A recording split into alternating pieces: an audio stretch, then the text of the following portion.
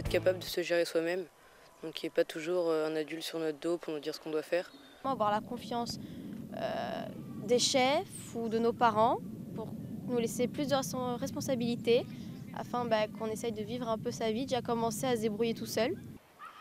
Ça veut dire que on fait quelque chose mais tout seul, enfin sans aide. On anticipe.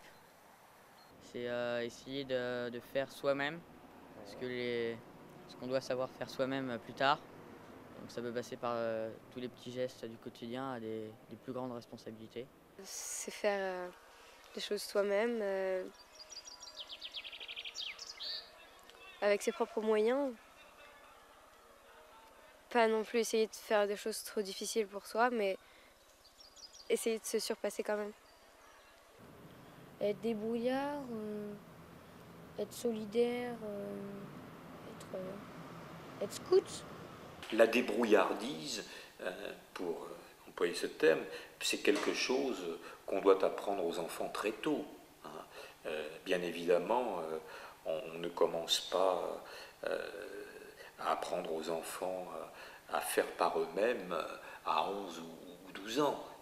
Bon, dès que l'enfant est conscient de ses actes, il faut lui apprendre à assumer des responsabilités. Oui, quand mes parents ils partent, quand je joue tout seul, quand je fais mes devoirs tout seul et tout, là je sens vraiment que j'ai fait un pas.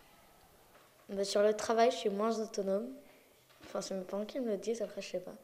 J'arrive à gérer mes devoirs quand je rentre à la maison le soir. Et parfois je garde ma petite sœur et puis je fais la cuisine. Je pense que j'ai encore un tout petit peu de mal, mais je m'améliore. Enfin, je fais toutes mes activités toute seule, qu'elles soient en métro et tout. Je fais ma nourriture toute seule quand je mange toute seule.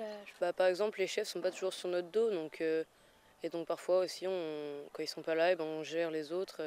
Au Scout et Guide, on fait vraiment tout. Enfin, on fait la vaisselle, on prépare à manger, on monte nos tentes, tout ça. Donc on est peut-être plus autonome qu'à la maison. Ils sont à un tournant d'âge où, bien sûr, on apprend à se débrouiller. Première étape. La deuxième étape, mais peut-être qu'elle nous amène à un âge un peu plus avancé, c'est d'être véritablement autonome.